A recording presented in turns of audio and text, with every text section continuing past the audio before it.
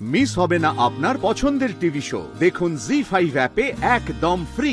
কি ব্যাপার বলুন তো, আপনারা ফোন করেছিলেন খুব ক্রিটিক্যাল কন্ডিশন, মানে আমরা তো কালকেই ওকে শিফট করার কথা ভাবছি। হ্যাঁ, কিন্তু এরই মধ্যে ওনার আবারও একটা হার্ট অ্যাটাক হয়ে যায়। পেশেন্টের কন্ডিশন খুবই খারাপ, তাই আমি আপনাদের একবার ডাকলাম, যদি আপনারা এখন কিছু করতে চান। বলছি এখনই পেশেন্টকে নিয়ে যাওয়া যাবে না? হ্যাঁ, নিশ্চয়ই নিয়ে যাওয়া যাবে, কিন্তু তার জন্য আলাদা ব্যবস্থা করতে হবে আর সব রকম অ্যারেঞ্জমেন্ট করে তারপরেই আমাদের গাড়িটাকে ছাড়তে হবে। তা না হলে রাস্তায় যাওয়ার পথে যদি কিছু হয়ে যায় তখন। না, কিন্তু সেটা তো এখানেও হতে পারে। আপনারাই তো বলেছিলেন যে আপনাদের এখানে ঠিকঠাক ইনফ্রাস্ট্রাকচার নেই। হ্যাঁ, আমরা বলেছি আমাদের কাছে ইনফ্রাস্ট্রাকচার নেই, কিন্তু আমরা আমাদের যথাসাধ্য চেষ্টা করেছি স্যার। কিন্তু এর বাইরে এই পেশেন্টের জন্য এটা যথেষ্ট নয়। আপনাদের আরও আগেই পেশেন্টকে নিয়ে যাওয়া উচিত ছিল, কিন্তু তখন তো পেশেন্টকে মুভ করা যাচ্ছিল না। কিন্তু আমাদের যেরকম গাড়ির ব্যবস্থা করতে হবে, যেরকম অ্যাম্বুলেন্সের অ্যারেঞ্জ করতে হবে, সবটাই খুব খরচা সাপেক্ষ ম্যাম। আর সেটা আমাদের অ্যারেঞ্জ করে তারপরেই গাড়িটাকে ছাড়তে হবে। দেখুন, যা করার তাই করুন, কিছু একটা ব্যবস্থা করুন প্লিজ। আচ্ছা, কাইন্ডলি একটা জিনিস একটু বলবেন, মানে কতটা টাকা লাগতে পারে? অনেকটা টাকাই লাগবে।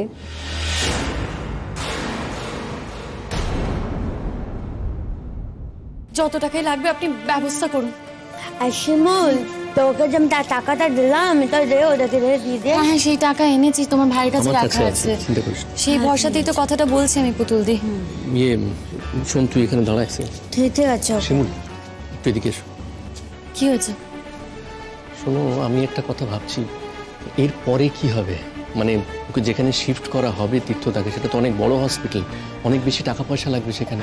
আর এদের তো মেডিক্লেমও নেই, কি করে অ্যারেঞ্জ করা যাবে বলো তো? দেখো, লোন তো আমি অ্যাপ্লাই করেছি, পেয়েও যাব, টাকা তো হাতে চলে আসবে। কেন ভাবছো? কি বলছো তুমি? র্যাশনাল কথা বলো। কত টাকা লোন হবে?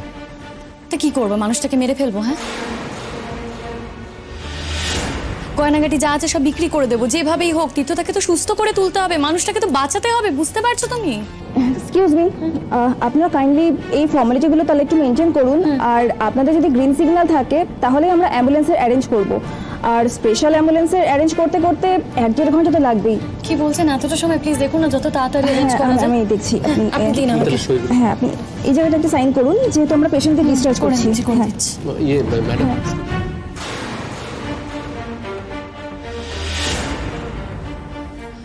বলছি এটা কথা ছিল।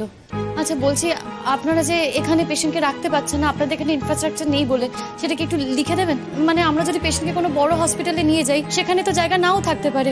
তাই আপনারা যদি একটু রেফার করে দেন তাহলে অ্যাডমিট করাতে আমাদের খুব সুবিধা হয়। হ্যাঁ ম্যাম, এটুকু হেল্প তো আমরা নিশ্চয়ই করছি। আপনারা ততক্ষণ এই কাগজপত্রগুলো একটু আপডেট করুন, আমরা ততক্ষণে অ্যাম্বুলেন্সের ব্যবস্থা করছি। দিদি কি গো?